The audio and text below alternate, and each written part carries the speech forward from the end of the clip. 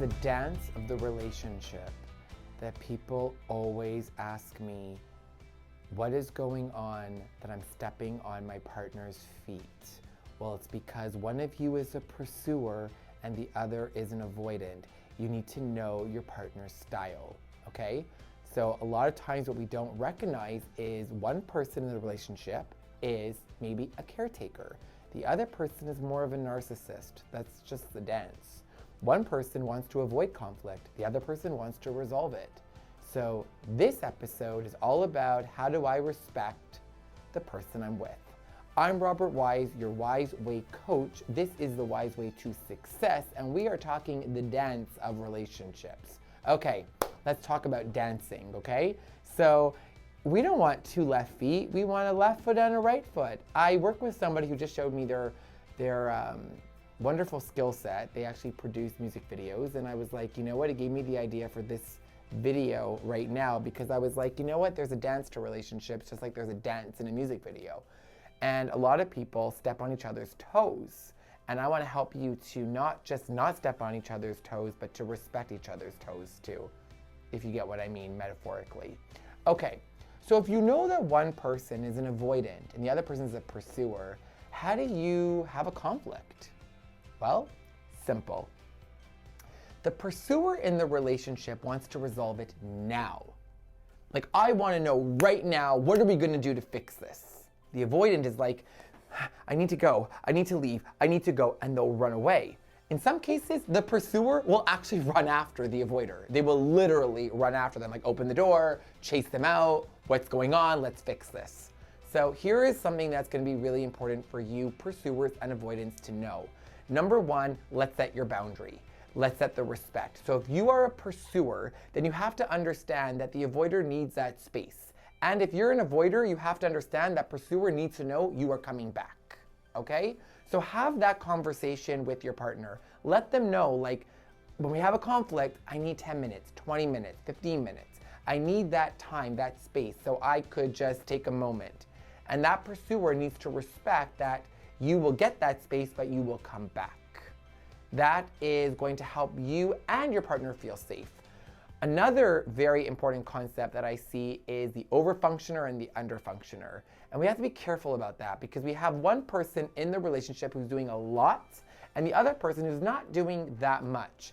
And that creates a really unhealthy dynamic. I'm not telling people that it's going to be completely equal, but we also don't want to see inequality to the point of one person doing everything and the other person doing very little.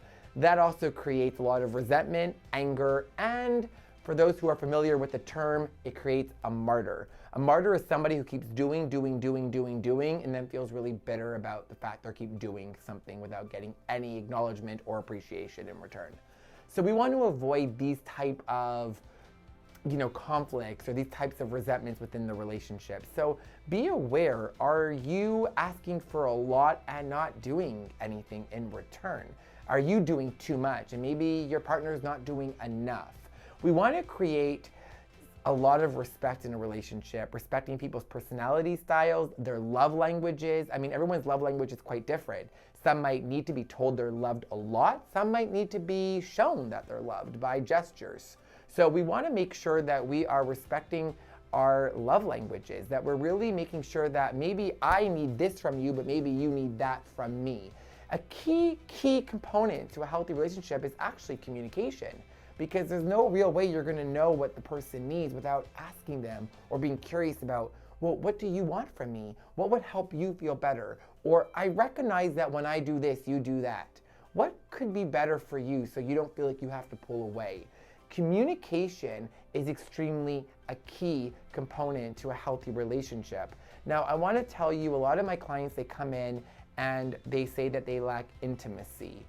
Now, we go right away when we think of intimacy, we think of it romantically right away. Like they're talking about there's not enough romance in their relationship or they're not intimate enough. Actually, intimacy is more than just a physical connection. It's that emotional connection. It's into me see. It means that the person feels the other person sees them, not just sees them as, a person, but sees them as who they are. so they know who they are. And that creates a lot of intimacy in the relationship. And what happens is, in the relationship, when you have a lack of intimacy in terms of the emotional connection, people don't really want to engage in that physical connection because the body starts to clench and tighten up, which doesn't make it very much, romantic to get involved with the person. So you really want to know, when you are in a relationship, you really want to know what the other person needs from you and what you need from the other person. So I do work with a lot of people who have anxiety, depression, fears, phobias, and I know these things play out in relationships. So you want to make sure that you understand if one of your partners has anxiety or stress or fear, not judge them, but work with them. And for anybody who's watching this video, it's about making sure that the other person and yourself always feels respected. Respect is such a key component. So if we want to talk about the key components to any healthy relationship, whether it's romantic, friendship, or anything, it is communication, respect, and trust. And I can't trust you if you don't respect me, and I can't feel safe with you and communicate with you if you don't respect me. So these are really important key components to the dance of any relationship.